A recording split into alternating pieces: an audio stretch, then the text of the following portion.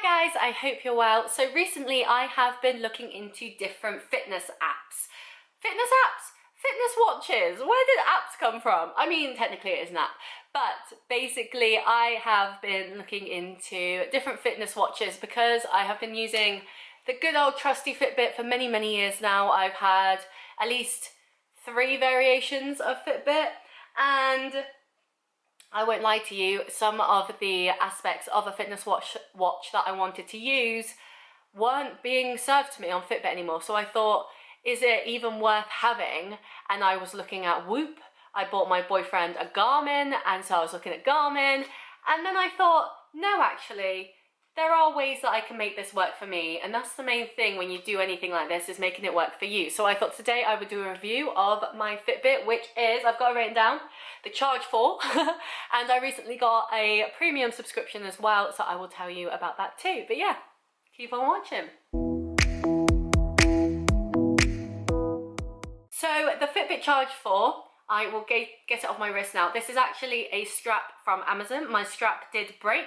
I found that because it's got like a little thing like that, which goes through, and then you like go through the holes on the top.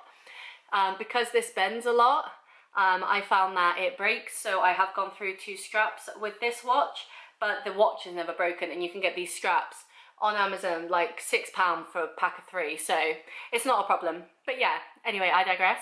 This is the Charge 4. It is a slimline Fitbit.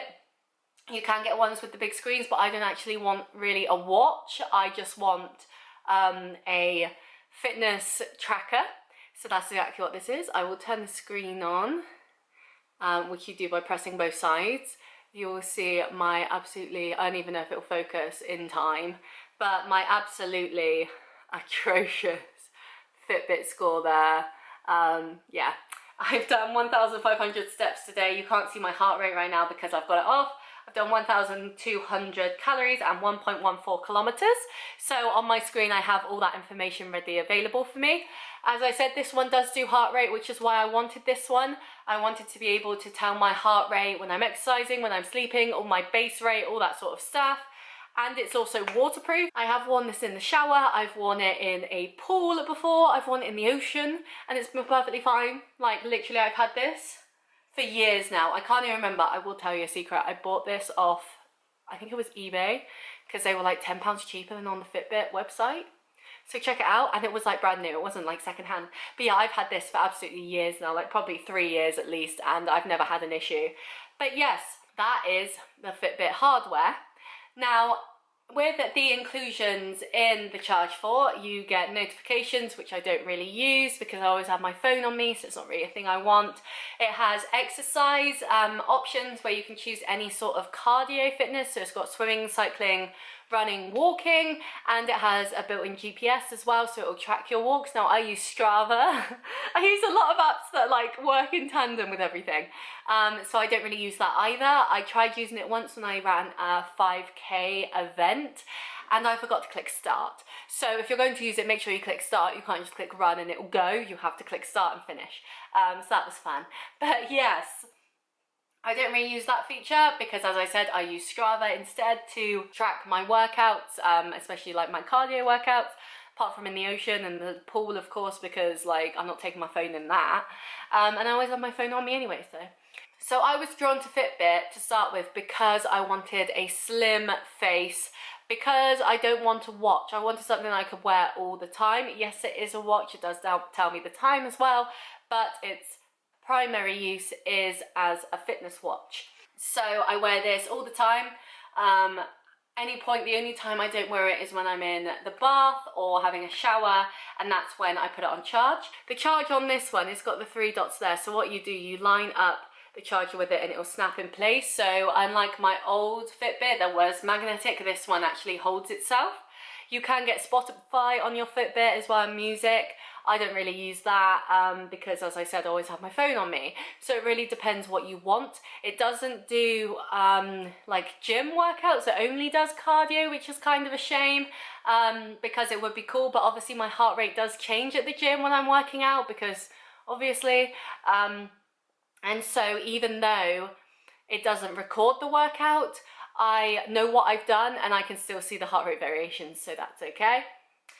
On the app as well, it will tell you all the stats from the Fitbit, but it also has a place where you can log your weight. It has a place to show you your sleep score and how you slept anyway, which is really, really handy.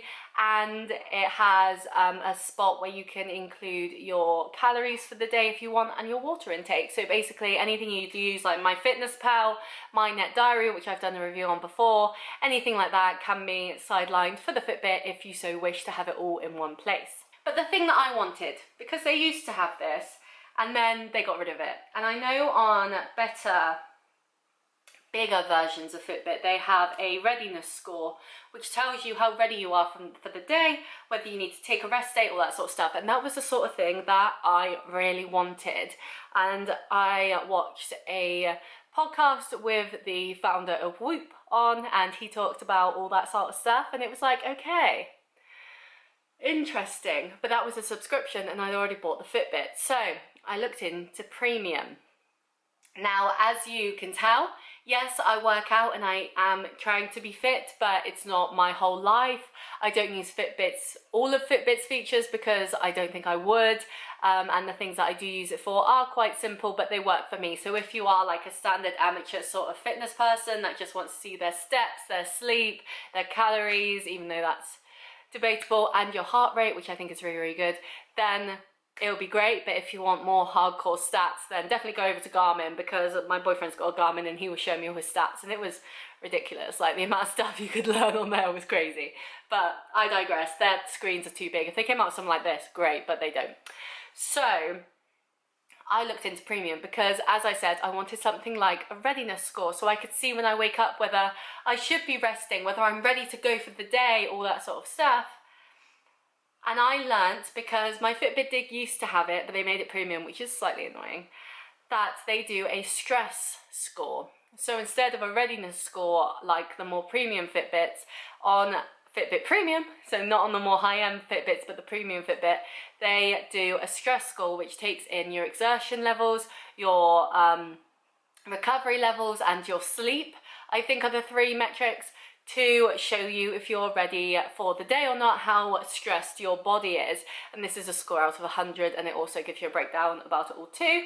Now, interestingly, yesterday my readiness score, my stress score, sorry, was 72, and today it was like 64, and I was like, what's happened here? But it was just really interesting. But I have been a bit under the weather recently, so that's fair enough. But the Fitbit Premium currently is $7.99 a month, or you can pay annually. I'm paying monthly just because it worked out better. I can cancel at any time rather than being locked in. And I hate when you're on an annual subscription and immediately it takes the money out again for the whole year, which I understand. But if you forget, then you've just lost a lot of money rather than like less than a tenner, you know? So while it is slightly annoying that I have to pay for Fitbit Premium to get this feature that used to be free, I'm happy to, rather than buying a Whoop, for example. And yes, I don't have to pay for the hardware, but the actual subscription I think is like £30 a month, and that's a lot of money just for basically a glorified Fitbit. It doesn't even have a screen and doesn't show your steps. Like, it's just a bit strange. But yes, so as a middle of the ground amateur fitness person who enjoys her walks, is trying to get into running again, and enjoys going to the gym, the Fitbit Charge 4 is great because it does everything that I would need it to. Yes, it doesn't track my gym workouts, but that's perfectly fine. I can do that myself. So it really depends on what you want. If you want something that will track everything for you so you don't have to do anything, then maybe go for a higher end Fitbit or go for a Garmin if you can afford it and you don't mind the large watch face.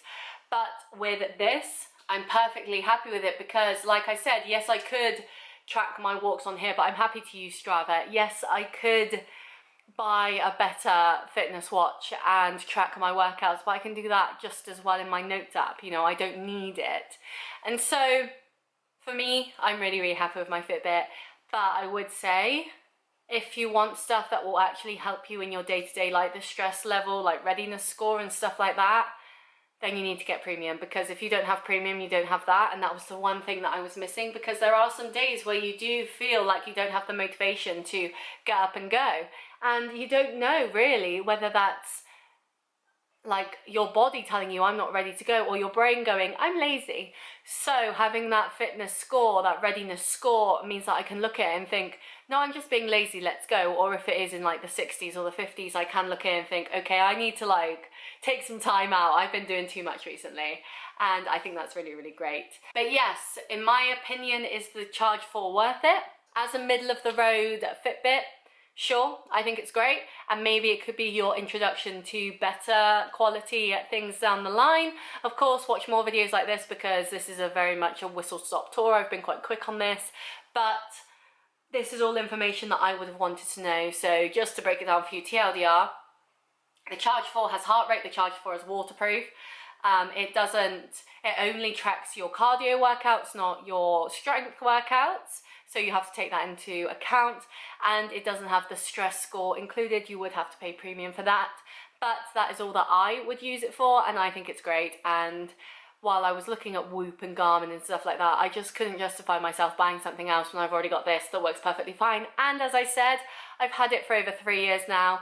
Yes, I've had some issues with the band, but the actual Fitbit itself, I've never had an issue with. It's been great.